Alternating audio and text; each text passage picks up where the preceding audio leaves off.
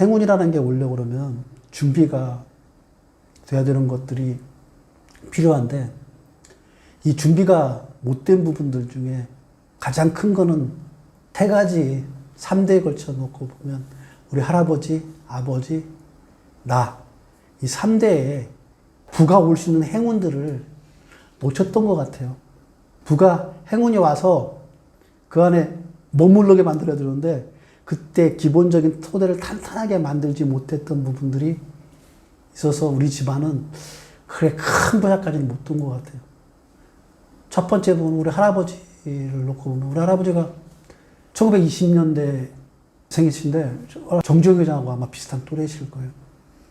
근데 정주영 회장은 그 부자로 갈 수 있는 가장 기본적인 토대인 부의 장소에 서울이라는 데로 소 팔아가지고 도망쳐 와서 서울이라는 데로 와서 부가 자기 안에 들어올 수 있는 그 행운의 장소에 와서 계셨고, 그 행운의 장소에서 부의 능력을 발휘할 수 있는 충분한 경험들을 많이 쌓아가지고 했는데, 저희 할아버지 같은 경우에는 그 1920년생이신데 1950년대 부가 시간이 오는 시점에서 저 시골에서 계속 농사 짓고 계셨던 것들, 이게 부자로 가지 못했던 거에 핵심적인 역할을 했던 것 같고요.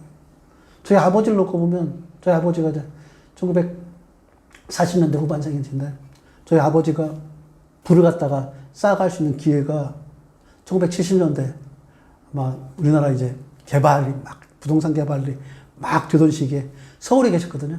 근데 서울에 계셨는데 그러니까 부의 장소에까지 오셨는데 아버지는 결정적으로 뭐냐면 부의 능력이 좀 없었던 것 같아요.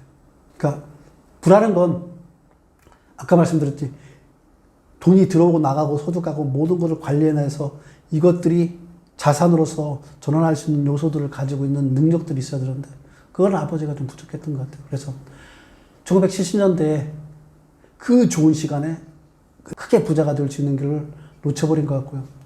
저 같은 경우에는 부의 장소가 이제 아날로그에서 디지털로 전환된 시기를, 저는 1968년생이니까 그때가 1990년대 이때 했는데, 뭐 저와 또래 비슷한 분들은 지금 뭐 카카오나 아니면 네이버나 저의 비슷한 또래거든요.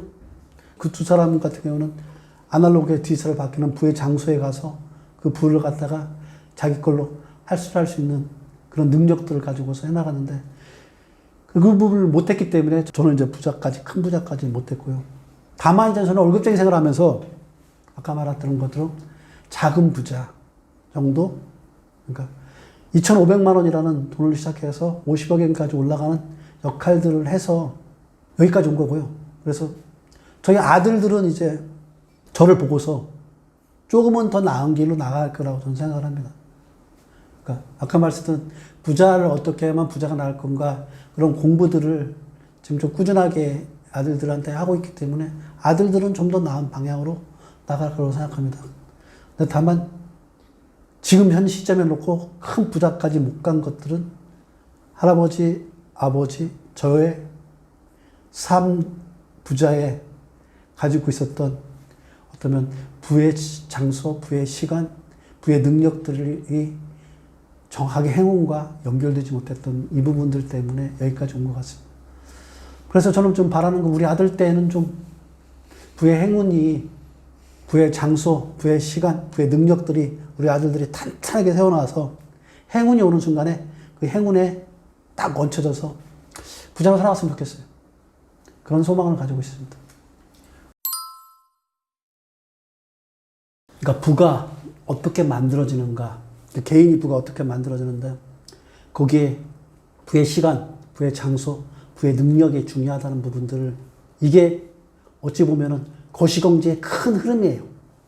이걸 알아야 되는 것과 그 다음에 제가 부자학, 개인이 돈이 들어오는 소득과 돈을 쓰는 지출과 돈이 쌓여가는 저축과 돈으로 불리는 투자와 이걸 갖다가 지렛대를 이용할 수 있는 대출과 이 부분에 대한 역할들을 충분히 알았을 사람과 모르는 사람은 차이가 급격하게 벌어질 거라고 생각합니다. 그러니까 인생의 길을 아까 서울에서 부산을 얘기했지만 서울에서 부산까지 가는 길이라고 그러면 굽이굽이 이 길들마다 여러 가지 난제들이 계속 나올 거예요. 그 난제들을 갖다가 극복하는 방법은 서울에서 부산까지라는 아까 말한 경제학에서 얘기해주는 부의 지도를 갖다 가지고서 자기가 개인이 부자가 될 수 있는 부자학이라는 걸 토대를 통해서 매일 쌓아가다 보면은 그러면 서울에서 부산 부자의 궁극적인 목표라고는 거기까지 나아갈 수 있다. 이 얘기를 전 40대한테 드리고 싶고요. 40대가 그걸 가지고서 실행하기에 마지막 시간이다. 그래서 특히 40대한테 더 그 얘기를 드리고 싶습니다. 지금이 40대라면 아마 1985년도 이전에 태어나신 분들일 텐데 1985년도 이전에 태어나신 분들의 마지막 기회라는 생각을 가지시고서 부자 공부를 좀 하셨으면 좋겠고요.